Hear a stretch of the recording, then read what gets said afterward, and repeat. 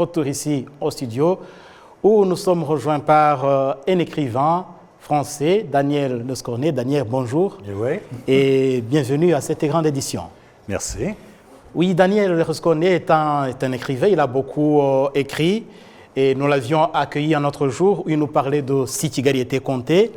Alors aujourd'hui, nous allons parler du livre précieux que vous avez co-rédigé avec 13 membres d'Avega, 13 membres fondatrices d'Avega à Garozo. Et le livre s'intitule Entendez-nous. Entendez-nous, un livre précieux qui contient des témoignages. Et nous allons parler du contenu de ce livre. Et pour commencer, avant même de parler de ce livre, nous venons de suivre ensemble la campagne électorale. Exactement. Qui est à sa 6e jour ici au Rwanda. Daniel, je sais que vous avez beaucoup voyagé, vous connaissez l'Afrique. Et ce n'est pas la première fois que vous êtes en Afrique. Qu'est-ce que vous avez constaté après ces 6 jours de campagne électorale au Rwanda?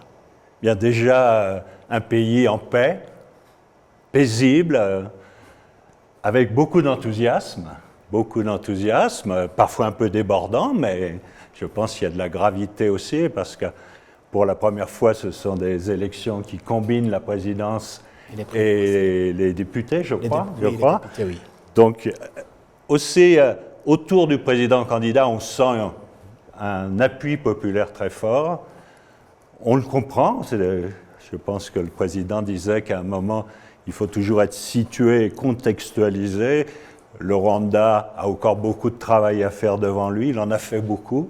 Et il n'y a pas d'usure, on ne sent pas d'usure comme on sent parfois dans les longues présidences. Il n'y a pas du tout d'usure parce que, comme le disait le président, il y a l'idée que plus jamais on retrouvera une situation dans laquelle le Rwanda était il y a 30 ans, et qu'il y a beaucoup à construire. Donc, on sent autour des mots d'ordre unité, démocratie, développement, quelque chose qui fonctionne avec la population. Et moi qui vais voter, moi aussi, dimanche prochain, mais là pour des élections législatives en France, je vois un peu la différence, parce que pour la première fois dans mon pays, pour des raisons, là aussi, il faut situer, contextualiser aussi la situation en France. Mais une population qui a eu le sentiment que depuis des années, on gouvernait un peu contre elle, pour une partie de la population la plus aisée.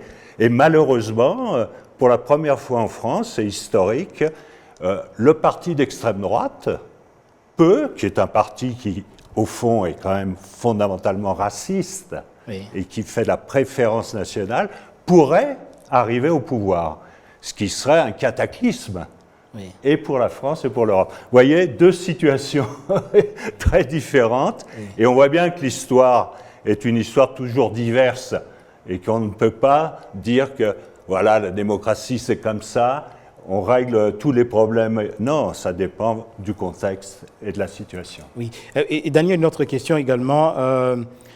Il y a une image, une caricature qui était donnée à l'Afrique. Quand on parlait des élections, il y a une certaine idée toute faite là qui donnait à caractériser l'Afrique d'une telle manière, les violences, les contestations.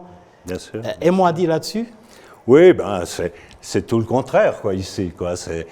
Le côté paisible, c'est quelque chose, c'est une richesse incroyable, parce que la sécurité, la possibilité justement de défendre ses positions sans être agressé est vraiment formidable.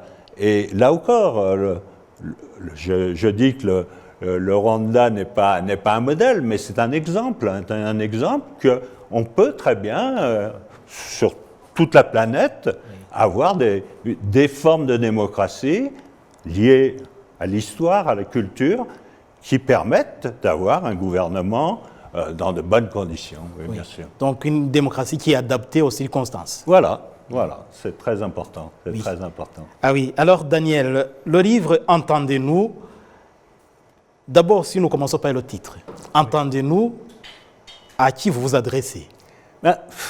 Bien sûr, les femmes, les veuves, orphelines aussi, qui avaient tout perdu, se sont déjà réunies pour s'entendre entre elles déjà. Parce qu'elles avaient besoin, elles avaient tout perdu.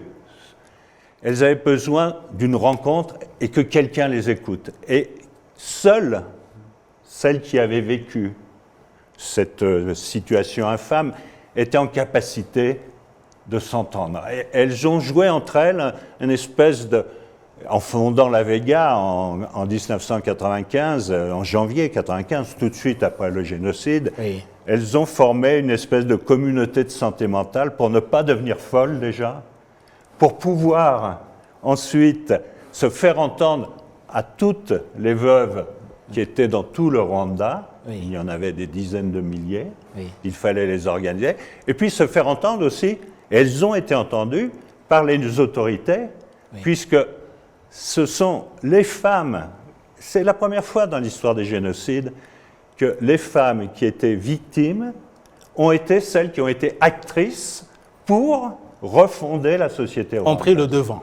C'est elles qui ont, par l'auto-organisation, avec les soldats du FPR qui ont arrêté le génocide, Oui. je le dis ça parce que ça n'est jamais arrivé dans l'histoire. Toujours dans l'histoire, quand il y a des massacres de masse ou même des génocides, les populations victimes restent victimes et même ça se poursuit de génération en génération. Alors là, c'est tout l'inverse qui s'est passé. Oui. Et elles ont joué un rôle, elles continuent à jouer un rôle dans une société rénovée, unifiée. Et ça, c'est vraiment une particularité du génocide qu'on a voulu mettre en temps. Alors, entendez-nous, durant 30 ans, elles ont été entendues, mais si on a pris ce titre, c'est que nous pensons, les veuves et moi, nous avons écrit pour cela, Oui. qu'il est temps d'entendre au niveau international. Donc les femmes, en d'autres termes, elles ont été entendues au Rwanda, Oui. mais il ne suffit pas d'être seulement entendues au Rwanda, mais il faut aussi être entendues au niveau mondial, c'est ça? Oui, parce que 30 ans après, on s'aperçoit qu'au niveau international, la communauté internationale qui avait tant fait défaut durant le génocide n'a pas pris de nouvelles mesures. Or, ce génocide défini, parce qu'il a été au vu et au su de tous, parce qu'il a ciblé spécifiquement, c'est-à-dire dans le crime des crimes, on a été jusqu'à spécifier le crime des femmes. Oui. C'était un génocide du féminin. Et ce génocide apporte des connaissances nouvelles. Et il faut maintenant, 30 ans après, il n'est pas trop tôt pour le faire, que le droit international, que la Convention de 1948 de prévention Qui malheureusement était restée lettre morte. a été complètement annulée par ce génocide. Oui. Il y a donc de nouveaux pas à faire, et c'est pourquoi nous disons, entendez-nous à la communauté internationale, et nous voulons créer un mouvement international, qui partirait du Rwanda, bien entendu, pour modifier cette convention, pour tirer tout ce que nous savons maintenant, qui permettrait, justement, puis on sait bien qu'on est dans une période où les massacres de masse, les génocides sont de nouveau à l'ordre du jour. Oui. Il faut donc clarifier, y compris clarifier ce qu'est un génocide par rapport aux crimes de guerre, par exemple. Il faut mettre dans cette convention des nouveaux paliers qui permettent que ne se reproduise plus jamais ce type de génocide, alors que les génocides sont devant nous. Oui. Et justement, entendez-nous, avec ce titre, on voit que vous vous rappelez en quelque sorte le malheur qu'ont connu les femmes au Rwanda depuis les années 59 et surtout avec les massacres de masse de grande envergure en 1963. Et là où les femmes n'avaient pas le droit de pleurer et n'ont pas du tout été entendues parce qu'il n'y avait pas d'autorité pour les entendre. Et vous faites allusion à ça également? Bien sûr, bien sûr. On sait qu'un génocide, c'est ce qui le distingue des crimes de guerre, par exemple, et qui sont tout aussi déplorables. Oui. Mais ce qui distingue un génocide, c'est qu'il se prépare très à l'avance, Oui. et qu'à tout moment, on peut l'arrêter. Et ces femmes de 63, de 59, etc., elles n'ont pas pu, justement, communiqué à la situation internationale. La communauté internationale est restée passive, alors que dès 1964, par exemple, Bertrand Russell, qui était pourtant un prix Nobel, disait qu'il y avait génocide dès 1964. Il l'a dit dans la presse. C'est pourquoi il nous semble qu'il faut modifier cette convention de 1948, montrer que c'est le génocide. Parce que dans la convention, il n'est pas dit, par exemple, que le génocide est un crime d'État. Or, on s'est aperçu que, évidemment, ce génocide, là aussi, il faut sortir des stéréotypes un peu eurocentrés qui disent que le génocide, c'est le génocide au village, etc. Non, c'est un génocide organisé par un État, avec tous ses moyens, et qui a ciblé, comme vous le dites, les femmes de façon spécifique, etc. Dès le début, on a dit que les femmes étaient l'ennemi principal. La femme Tutsi, dans les 10 commandements des Bahutus, était ciblée dès le début. Elles ont été ciblées durant le génocide. Elles ont dû se battre contre les viols de masse. Elles ont réussi, d'ailleurs, devant le tribunal pénal international, à faire reconnaître le viol comme crime de génocide. C'est pourquoi elles sont aujourd'hui tout à fait légitimes pour faire avancer le droit international. Et Daniel, si nous regardons, nous rentrons dans le fond du livre, si nous regardons à la page 17, là vous parlez de la naissance d'Avega et vous parlez de l'auto-organisation des femmes face aux crimes qui déchirent la continuité des générations humaines. Pouvez-vous nous en dire quelque chose ? Oui, dans le fond, ce génocide, en s'attaquant, en ciblant les femmes, a été pour le genre humain quelque chose qui va jusqu'au bout de la naissance même de la violence. C'est la violence faite aux femmes dans l'histoire humaine. Et là, on s'est attaqué à ce qu'il n'y ait plus capacité aucune de naissance même. On s'est attaqué au sexe au sens le plus fort du terme. On a été voir dedans, c'est-à-dire on a voulu que l'autre disparaisse vraiment. Donc et pour cela, on a été jusqu'à la femme et jusqu'à son sexe. C'était une obsession des tueurs. Donc on voit ce sentiment associé, cette extinction de la vie depuis les origines. Extinction de la vie, c'est tout à fait ça. C'est d'autant plus... on veut être entendu parce que l'extinction de la vie, c'est aussi ce qui est à l'ordre du jour de l'humanité aujourd'hui. C'est pour ça que ce livre confond aussi la nature et la culture.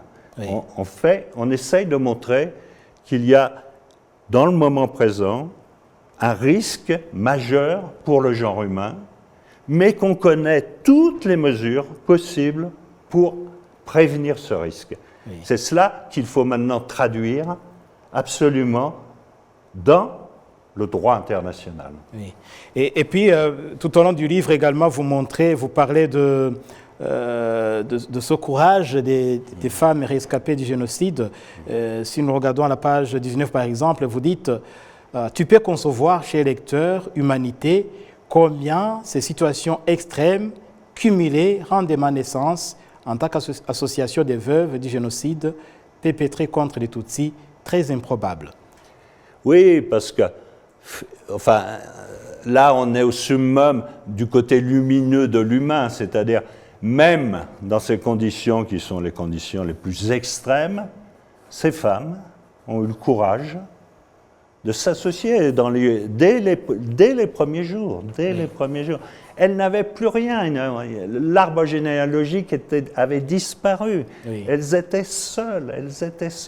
Elles pouvaient devenir folles. Certaines sont devenues folles.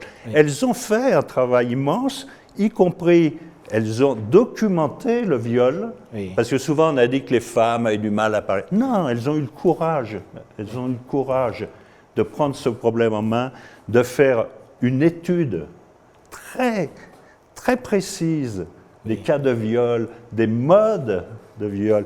On sait que ces viols étaient suivis aussi d'une infection par le sida, c'est-à-dire il y avait l'idée de l'extinction, même les génocidaires, une fois battus, pensaient arriver à leur fin. Voilà, donc ces femmes Et puis elles ont pris autour d'elles les orphelins. Oui. C'est-à-dire toute la jeunesse là, qu'on voit monter aujourd'hui aux responsabilités dans le Rwanda, ce sont ces jeunes enfants. Elles avaient 20, 30 enfants, elles se sont occupées. Elles n'avaient rien et en même temps, elles ont permis à ces enfants de survivre, de refaire famille. Jamais on a vu ça. Ça, c'est le côté lumineux, j'allais dire, du génocide. Et ce côté lumineux, il permet de comprendre le Rwanda d'aujourd'hui. Parce que souvent, on dit, voilà, le Rwanda, il est dirigé par une main de fer. Etc. Non, c'est la société tout entière qui s'est mise en branle. C'est pour ça qu'on parlait qu'il n'y a pas d'usure. C'est parce qu'on est là sur des solutions endogènes de la société elle-même, qui permet, sinon on dit c'est un miracle, mais non, c'est un travail permanent où les femmes jouent un rôle majeur. Oui, vous mettez un accent sur cet élément. Ce qui s'est construit au Rwanda 30 ans après le génocide commis contre les Tutsis, c'est pas du tout un miracle. Non, enfin, bien sûr, ça peut paraître miraculeux que 30 ans après, ce pays, dans beaucoup de domaines, a réussi, quoi. Il faut le dire, tout le monde le dit d'ailleurs. Tout le monde le dit d'ailleurs. Mais on dit, oui, mais il a réussi parce que... Mais non, il a réussi parce que, justement, la société elle-même, y compris en faisant un énorme travail sur la justice, enfin... jamais dans un génocide, il y a eu tant de génocidaires qui ont été jugés, qui ont fait leur peine et qui ont été réinsérés dans la société et qui participent à cette société, qui ne sont pas mis de côté, qui ne sont... Voilà, c'est pour ça que ces femmes qui ont, vous voyez bien, enfin, c'était une société très patriarcale. C'est-à-dire qu'en 30 ans, ces femmes ont passé des expériences, des solutions que sur les autres continents, on a mis plusieurs siècles à aboutir. Donc ça aussi, c'est très, très particulier. Et pour terminer, Daniel, vu l'expérience, vu les témoignages de ces femmes, on peut résumer qu'il y a une leçon que ces femmes donnent au monde entier. Oui, je crois qu'elles participent à l'universel, c'est-à-dire elles participent... ce n'est pas un génocide de plus. Ce génocide apporte des connaissances nouvelles. C'est que l'Afrique peut montrer aussi qu'en surmontant tout ce qui était... guerre ethnique, etc., peut donner à l'univers tout entier, enfin au moins au genre humain, des solutions qui sont valables pour l'ensemble de l'humanité. Oui. Et c'est par ici que nous allons clôturer cette édition. Nous étions avec Daniel Escornet, avec le livre « Entendez-nous », un livre que vous avez co-rédigé avec 13 membres fondatrices de l'association Avega Agarozo, les femmes rescapées du génocide. Merci d'avoir répondu à notre invitation. Merci à vous. Merci.